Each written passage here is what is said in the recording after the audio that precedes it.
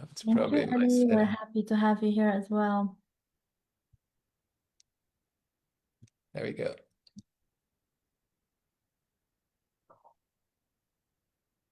Okay, we're live on Facebook.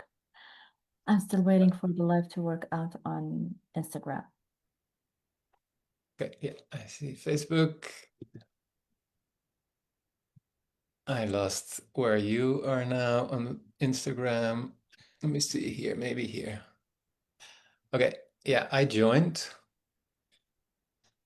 That's the message that I get on Instagram. Okay. Maybe I can try again on Instagram. Wait, Let wait a me. sec. Okay. Here, can you see it? It says unable to join. Why? I can press request to join, and then I say send request. Oh, wasn't sent. Your request wasn't sent. Oh, there we go. There you are. Oh, turn off the sound. Okay. Yeah, let me turn my. Okay. How does it sound now? I think I can hear myself. Maybe. I have the volume down of my phone. It should be good. Hello, everybody. Well, we are testing here. Thank you for being patient and for waiting for us to sort out all of this. So as promised, as planned, today Dirk Terpstra and I we will be talking about men's mental health and the struggles they go through with their healing journey and how we as women can be um, of support to them. So I was telling Dirk that I was recently reading about a loneliness pandemic that um, it's been going viral and people are talking about it in on social media and in so many articles saying how middle-aged men are now experiencing loneliness and a lot of them are feeling that. And in my readings, what I understood that it could be from the changes in our culture or changes in our lifestyle. And I think that Dirk and I both agree that since 2020, our lives have been changing at a very, very fast pace that sometimes our nervous system cannot keep up with all of these sudden maybe shifts or just past movements in the way that we go about our lives and how everything is changing. Everything that we know it to be our lives as normal has shifted and changed drastically. And so, Dirk, if we're saying that a lot of men out there are experiencing feelings of loneliness,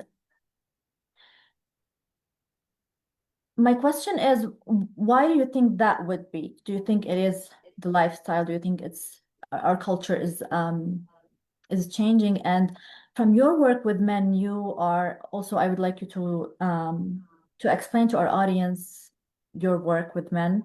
And given your experience with men, how do you think they are what is their inner space at these moments? What are they thinking? What are they feeling? Maybe they're thinking they're not good enough or they're not adequate or overwhelmed. I would love to know from your perspective, given your experience working with men. Yeah, thank you, Rhonda. It's a little tricky because I can mainly answer that through my personal experiences, of course, also from working with men. Um, but what I wanted to ask you is that would you agree that if you speak about loneliness, would that be meaning that there's a lack of connection? If to me personally, that what loneliness would be like, and I think for these men is that what they were saying is that they don't have very close friends like they used to have. Yeah. It seems that their social relationships have shifted. Friendship to them is not the same that it used to be. Yeah, and I wanted to check in with you if we're on the same page on that one, and I agree. You know, I believe that when we're lonely, there is definitely a lack of connection. And what I tend to go to is that there is a lack of connection with others, but there's also a lack of connection with self, I believe. And both can be, you know, I say that generating a feeling of being lonely. Um, I've heard once the expression, if you like the person you're alone with, you're never lonely. And so I personally have felt since, let's say, 2020, um, that the world has changed in my perspective, in my perception. The world has always been like that, but things started falling into place for me more consciously. And therefore, I saw where the choices of people was going. And for me, there was initially a huge sense of disappointment. Then, of course, where there was a lot of disagreement between people, people started arguing about things, or even worse. And I think a natural thing for humans to do is we either go into the attack Mhm. or we start to withdraw. And it's also a typical trauma response. You know, you either start fighting someone or you withdraw, you maybe freeze, or you just run away because you think this is not what I want. And for me personally, that took a few years to get back to a place where I could find the connection within myself again, or better, and also accepting that other people make completely different choices and that there's no need necessarily to be disappointed in them, because I have zero control over whoever is out there. However, friendships have changed, relationships have changed, and therefore, if we don't have the capacity yet, or it's not the time yet to build also new friendships on a newer, let's say, new frequency, then there could be a gap, and that gap could mean is that we feel very lonely. And I have a feeling that that's a lot of what's behind it. Then there's also a concerted effort, let's say globally, to have people make people more um, addicted to their tech, so to speak. Mhm. And especially when we are already coming from a place where we feel lonely, even if it's temporarily, because usually things are temporary. Mhm. Um, then the tech can easily fill that gap. Instead of meaningful relationships, we go just to watch all kind of videos. We watch the most sometimes ridiculous things. At least it fills something inside of us temporarily, and we create like more of an addiction. And that's, I feel, where it all is. We lose initially a sense where we're at on the planet related to all the people around us, because that has changed so quickly. And Mhm. then we haven't caught up with maybe building new friendships, relationships. And then on top of that, there is some effort to say, no, no, no, you don't need that. We have the solution for you. And that's where we end up into, like almost like a technocratic world. And I think that's the purpose behind everything. So if we feel if we learn about that and how that works and why people would fabricate something like that, maybe we can then take a step back, take a pause, take a deeper breath and say, okay, but what is the role that I can play here? Yes.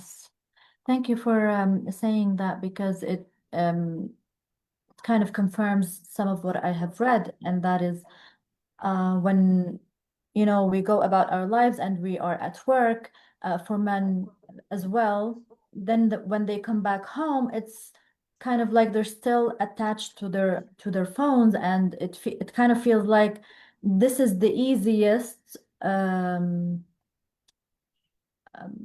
way to get their minds off work rather than being intentional to go, let's say, visit a friend or to make an effort to have a meaningful conversation. And so I get what you're saying, that we have to be more aware of how we are being played with with all of this advancement in technology, because it's taking from us something that is very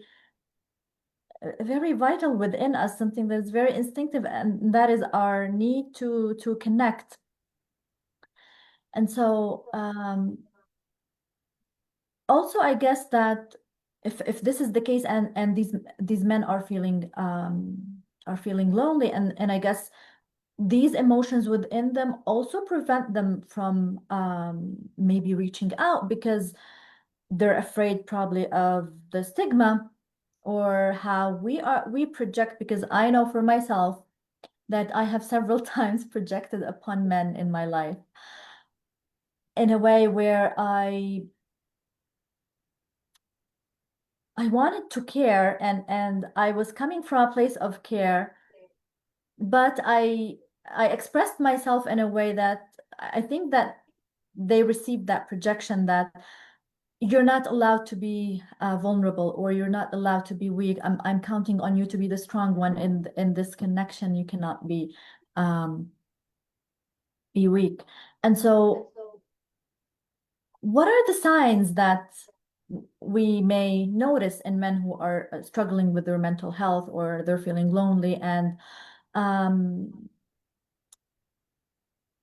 and also how can we help to not not project, because um, I'm still until now trying to forgive myself for one time. A man asked me, I was in a relationship with him, and he said, I feel like I need to cry, and my reaction was right away, no. And there was a lot of care at that moment, that I don't want to see anyone I love in a very experiencing any negative emotions. But I know a part of me was projecting this. You're not the one to be in vulnerability. I'm only the one allowed to be vulnerable. You're only expected to be this stoic, stable, and always grounded human being, and it's like I'm taking that away from from the man.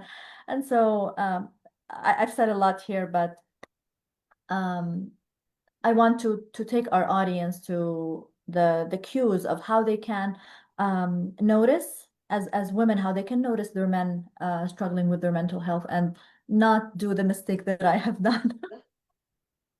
Well, I don't believe personally that we don't make mistakes because we learn through the things that we do. You mentioned earlier, I don't want the man that I love, experience these negative emotions. And then I would say it's actually was probably one of the most positive things that he could express to you. So in that case, it wasn't a negative emotion, it was something that he needed. And if we as humans can not necessarily mirror what our belief is about the other sex, whether it's, women with men or vice versa, but that we can truly be present with them and feel or ask them, says, what is it that you need? And let's say if a man says, actually, I'd never dare to say that to anyone, but I would love to cry, on your shoulder, then that is a very intimate thing. And that would also mean is that this man feels safe.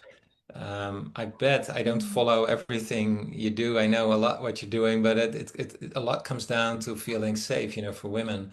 But for men, it's exactly the same. It might be just a little bit of a nuance difference. Because if men do not feel safe, they have a lot of tools, in order to go to, in order to mask that then Yeah. that they try to feel safe. Either they start bragging or they start putting on this whole facade, or they become more violent, or they start withdrawing, or they start drinking or doing other things. Um, and I think it's up to us as an individual. In this case, you're asking me. So for women to learn to understand where your partner, for example, is, or your friend is, or your, husband is at. And the only way I believe a man is capable of showing what he truly feels is that there is an environment being created for him to feel safe. Mm. Um, and that is, I see it all the time. It is often physically it's being used for women to be safe, but for men, they require an emotional, I don't know how to say this, but maybe a certain stability and trust to say, yeah, I have the courage, or it's not hard for me to tell her, I need to cry. And that is what I really need. And of course, as you know, is that we play different roles, as the masculine and the feminine. And of course, the man might be the protector, and we might have all of these images, and it's true in so many ways. But men and women have different needs, and that's why we are so compatible if we are capable of understanding these needs. It's Yeah. the same that a man often tries to solve things, Yeah. where the woman might say, like, I was just venting to you. I just wanted you to listen, and you don't need to solve these kind of things. Where the man naturally comes up and says, no, no, no, I'm your guy. I want you to help you. And that's also a good thing. So he comes from a good place because that's how his brain works. Where Mm. women usually say, no, I want you to shut up. You just listen to me. And so, but there is also something really genuine behind that, he's not just a jerk that cannot listen. It's the same with a lot of men feel intimacy also through sex. And that if that's a healthy bond that you can develop, then it's beautiful. And maybe for women sometimes it might be a little different, and they experience it in a different way. So if we can learn to understand these differences and see is that we complement each other, on those levels, I think that is I think that's the ultimate. Yes, thank you for sharing this, Dirk. And Ellie here is just taking us to the next step in this chat, and she wants to know what are some of the things that a woman can say or do to make a man feel safe in his vulnerability. And also, I would like to add to that, how do you see it that we can create a culture where um, not just, let's say, for a woman with her man, but also all of us, every one of us in our own way, we can create a culture that does not equate vulnerability with weakness. And then also what Ellie said, how can we in our intimate relationships with men create that safe space for men to not feel weak? Because I think that maybe some of the resistance that shows up in men not wanting to express how they are feeling, or um, sharing what is going on inside of them is because of that, because we are equating vulnerability with weakness. Yeah, totally. And thank you for asking that.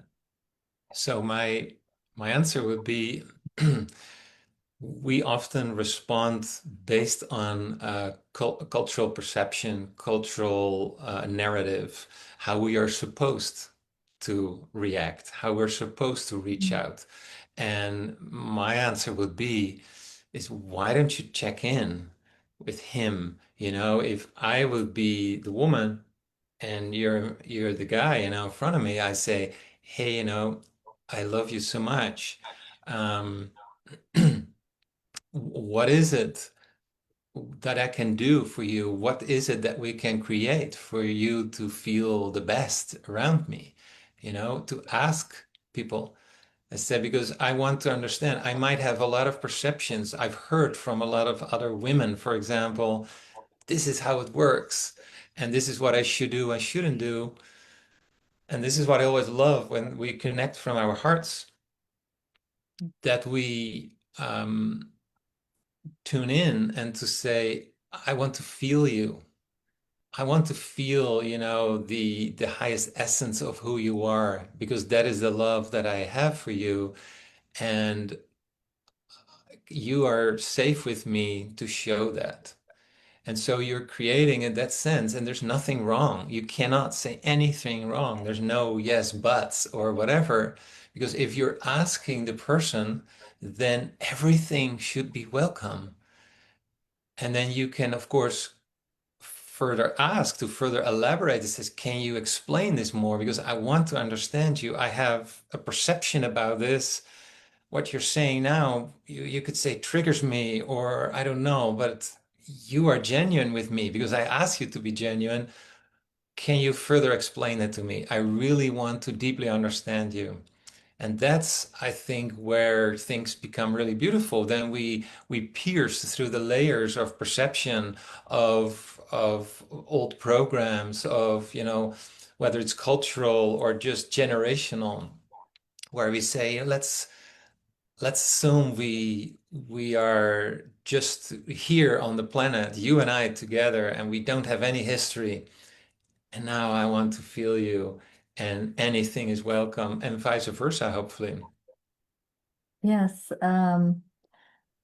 When you were saying that, the thoughts that were coming to me is that sometimes what we as women do is that we also jump in and with our own conclusions, but also from so, sometimes I guess from a place of love, and we want to coach men. It's like, oh, I know how to get you out of that of that place. I know what you should do. Like do this technique and then do do this or do that. And yes, sometimes we're jumping in from a place of genuine care and we really want to help. But then what you're saying makes total sense because sometimes from that perspective, if I'm coming from that coaching vibe, then I may be maybe expressing in a very subtle way that I want to fix you. You're not enough for me the way that you are, and so here's a technique that could fix you, or here's a practice that I know that that can fix you. Um, so thank you for saying that and for, bringing this awareness to my mind because yes, sometimes we do want to take the healer role in our relationship, especially for us women who have been on this healing journey for so long. So we get too excited to take that part in the relationship with our man and I yes. want I want to challenge you a little bit on that Please. one because when we, for example, say, we want to help you, we want to fix you, whatever. Not that it's possible because there's nothing wrong with us. We don't need to. We are not broken, so we don't need to get fixed. But I mean, those signals, those actions, those approaches are usually not, you might think they're genuine, but there's usually learned behavior. And this is actually a really good example of what I mean. That is, you might even feel that it's genuine, but Yeah. I believe it is a learned behavior because what if you come together as a man, as a woman, and say, I just love you the way you are, and I love to tell me what it is that you need, But if some person says like, this is what I really need, and then the other person says, oh, maybe this is what you actually need. Says, no, Mm. that's not what I said. This is what I really need.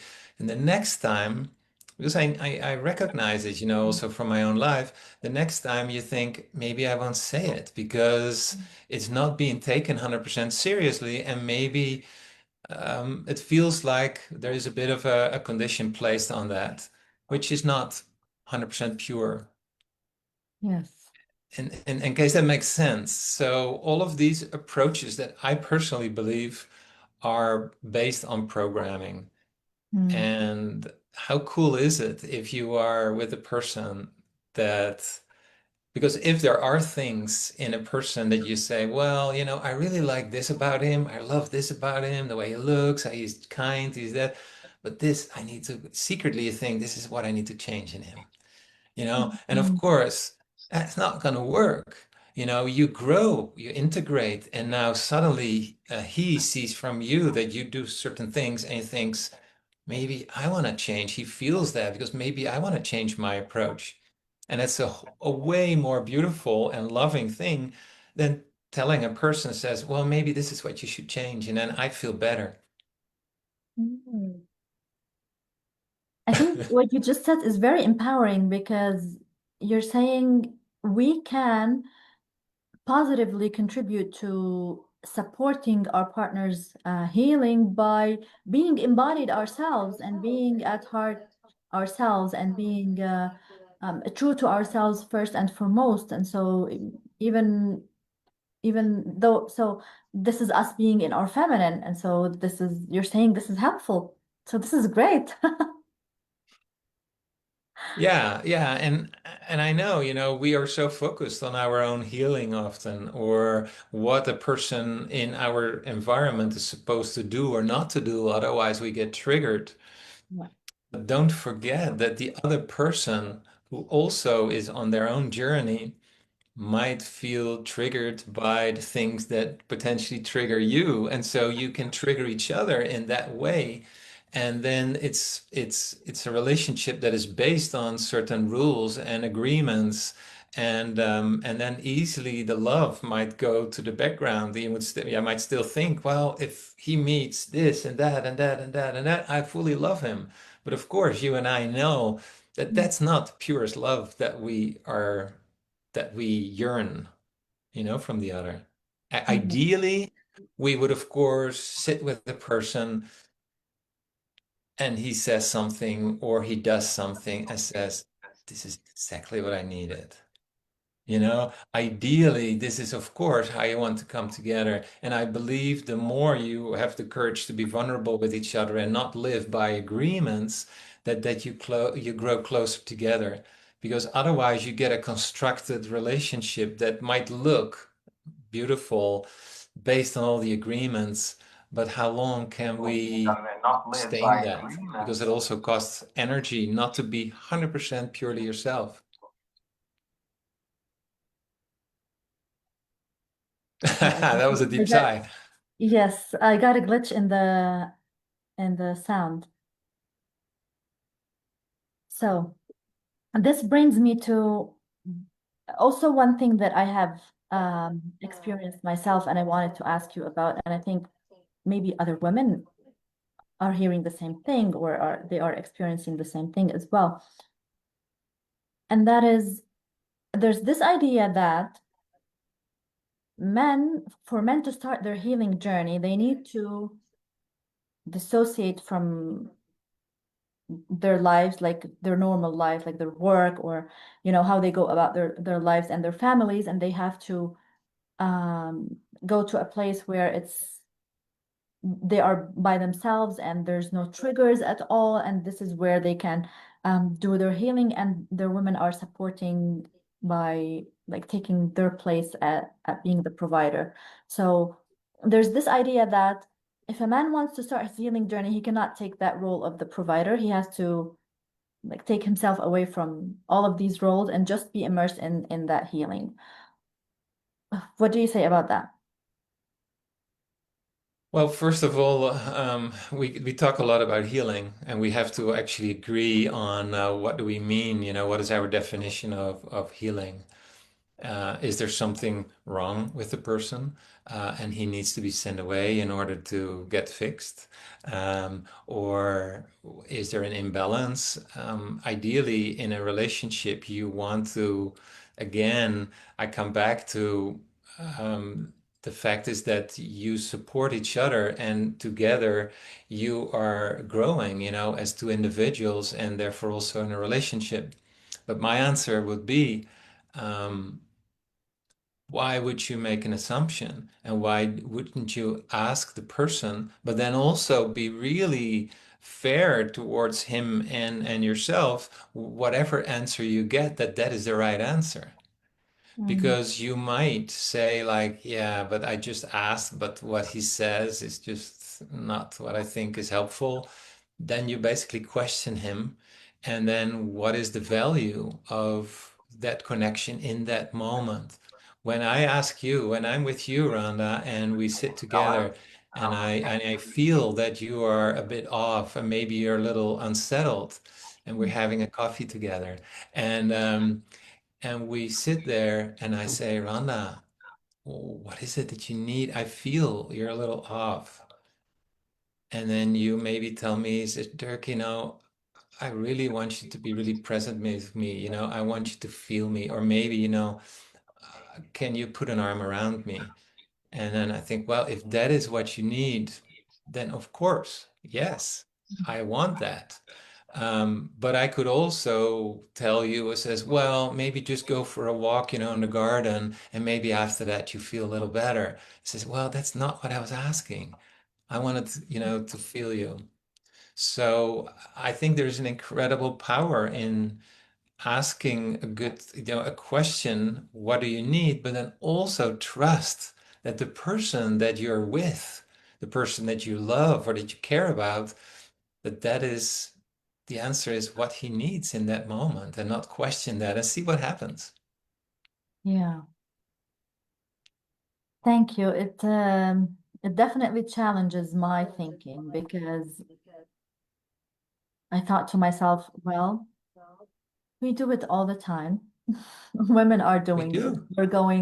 We're going about our life, the like business as usual, and then we at the same time going about our healing journey. And of course, we would want that to happen for us. We would love it if we can just dissociate from um, all the mess in our lives and then go somewhere where we can be in this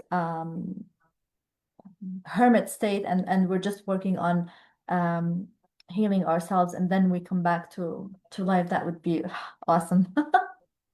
And so I think that if we allow ourselves as women to just say, yeah, that's what we want, and I always say this is something that women should learn from men, to own our desires, because I see men really owning their desires, that they say, I want this because I want it.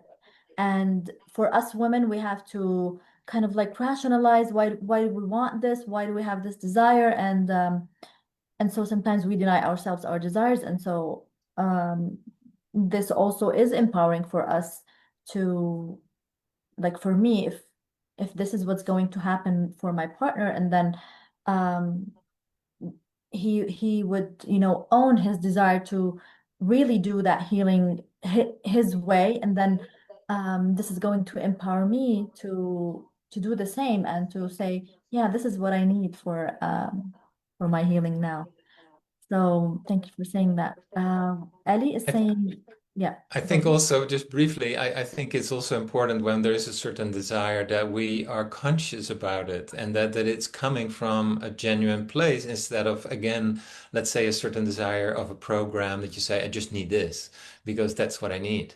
Oh, And but that you become more conscious about it.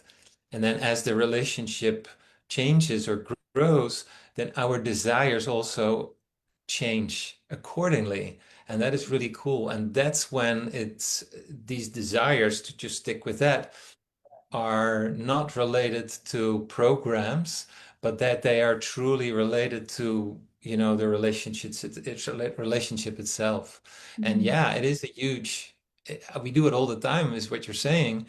It's so true. But I would love to, because we're now talking about this, to make that a bit visible and maybe find a way that we can break that old paradigm. Yes, definitely. There are so many paradigms that we really need to be breaking, and one of those is how do we,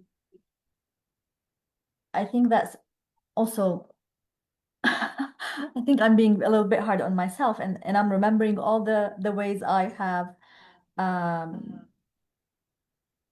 maybe controlled men into going to their healing, and uh, not sometimes I do not inspire them. Sometimes I'm like pushing them in a maybe I'm pushing their buttons, or uh, I'm trying to touch where it's painful for them in order to push them to go into the healing, which is a control mechanism, me wanting to fix them.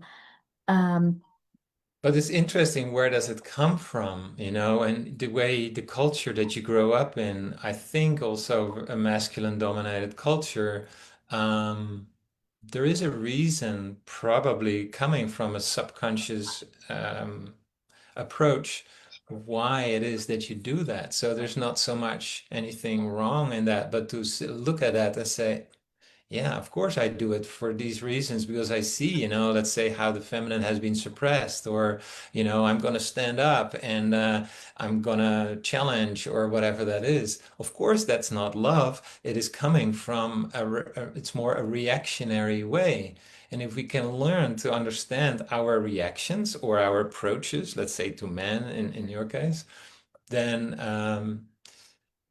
you think like, yeah, but I could do that to a man that I meet on the street or wherever to show that I'm strong or whatever it is.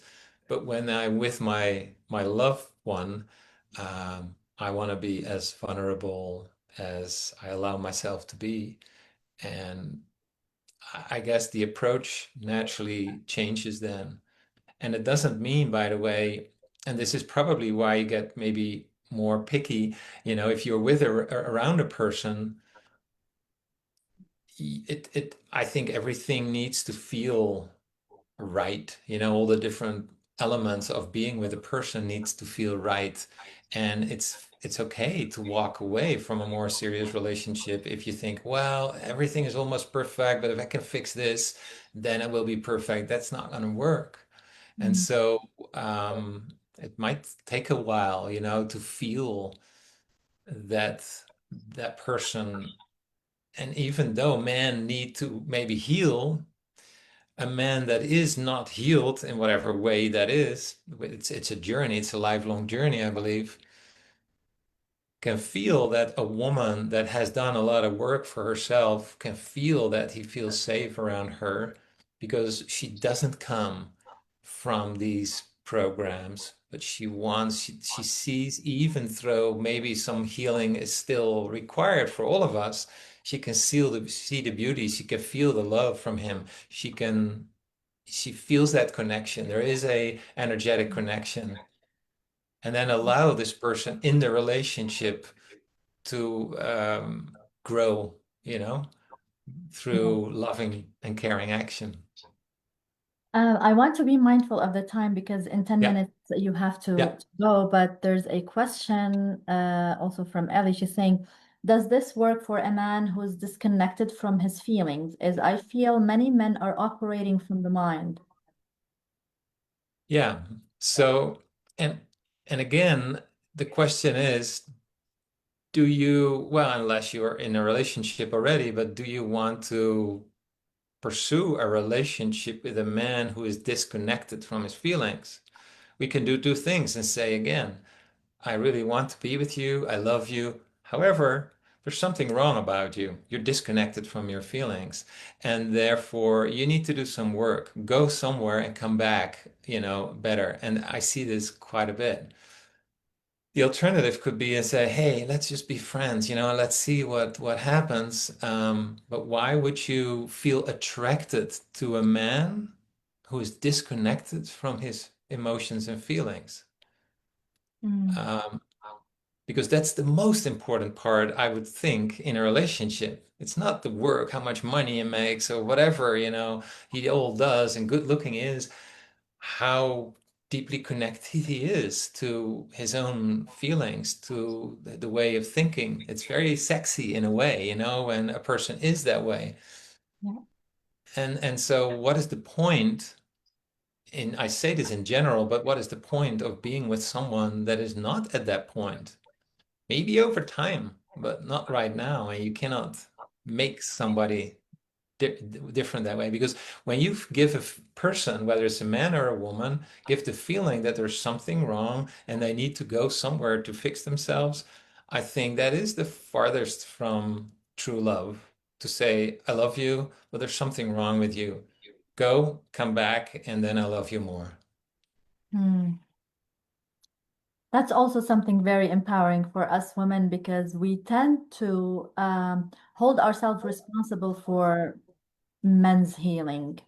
Because we're always hearing these this advice that how the feminine can trigger the healing or how the feminine can inspire the healing. I know we can inspire, just like what you said about us being embodied and being in our feminine, but there's always a boundary that we need to respect, and I think in that boundary we're respecting ourselves and we're respecting the free will of the other person as well, because it's their responsibility to go through the healing. So thank you for saying that. Um, I think that's the mother role, by the way, the innate mother role. I believe that that is where women are more approaching it as, let's say, a mother-child relationship than as a lover or partner relationship. yes, and that's the mother archetype actually in her shadow. And this is Yeah. one of the feminine archetypes as well that manifests in us. When she's out of balance, she definitely wants to mother her partner. Yeah. And I think that you have given us a lot of information about how us as women we can play a part in supporting within our own capacity to support men on their healing. But and I know you don't resonate much with the word healing, but maybe it's coming back to their truth and embodying their truth. How can they start? Where do they start from? They're probably seeing all these posts on social media from women coaches or men coaches or people talking about this healing journey or about the hero's journey. And it's sometimes maybe overwhelming for them. And so how can we make things easier for men to who are they notice there is something missing. There's something that needs action on their part. They just don't know what it is and how to go about that. Yeah. Um, it's a very interesting one because again, if you tell someone, hey, something is missing, or what I personally do is I walk somewhere out in nature, like in the forest, and I walk and says, what is it that I need? What is it that is missing in my life? What is it that I would like to change in my own life? And I just sit by a creek and I take a couple of breaths and I feel, the literally the connection with creation itself inside of me and says, how do I want to show up in this world? How do I want to show up first for myself, for the people around me, and maybe, whoever I'm in love with, or a person who sees me as a lover, how do I want to show up? And this is where I personally you take a lot of inner reflection, inner stillness. This is where heart coherence comes in. And I have personally never resonated with all of the things that are out there where we're supposed to do this or we're supposed to do that or we should follow this because it almost becomes like a dogma, like there's something wrong with us. And I've always believed, genuinely believed, there's nothing wrong with this. We're just all trying our best in our own way, given the toolbox that we have, given our maturity, spiritual maturity. We do our best. And I don't necessarily need to spend time and share energy with people who are not there. There's zero interest from me to fix anyone. There is just interest for me to feel a genuine connection with a person, a dance, and you think, wow, I would like to dance a little bit more with this person because it feels good. And that's my only, I can only share so much energy, with certain people in my life. And it could be if I think like I need to fix someone or I need to do this or I need to give tips or that, maybe there is something that is missing about my own self-worth then that I try to fill that gap. Yeah, thank you. So you're bringing them back to their inner knowing and their intuition and the wisdom that already exists within them, because maybe at that stage they're seeing that there's something wrong with them, or whatever they're looking for is existing outside of them, and so you're bringing them back to that wisdom within them. So that's beautiful. And so for our audience, the men who are listening to this live video, Ellie is saying, I would like to support men as a coach from a feminine perspective. So for anyone who would like to benefit from her help from a feminine perspective, but also Dirk, if someone wants to reach out to you and ask you for support, you do online coaching for men, right? Yeah, yeah, definitely. It's people can always reach out to me. I see all of us as brothers and sisters. That the beautiful saying of Ram Dass is, in the end, we all walk each other home. And if we can give each other a hand and walk together and say, "Hey, I'm here with you. I really care about you. I love you. I love, that you're doing well." That's how I really try to live my life. That's beautiful. Thank you so much for the work you do, Dirk, and thank you so much for sharing your wisdom with us and your medicine with us today. I won't keep you for long because you have to go in a couple of minutes. Thank you to everyone who watched this, to everyone who will watch the replay. Also, we will be available to answer any of your questions. And if there's any to do this again, I would love to do this again. So Yeah. maybe the audience can ask their questions, and then we will come back in another live and answer their questions. Thank you so much, Dirk. Thank you, Ellie, and to everyone who watched this. Thank you, Rhonda, and thank you, Thank you. everyone. Thank you very much. Thank you. Bye bye.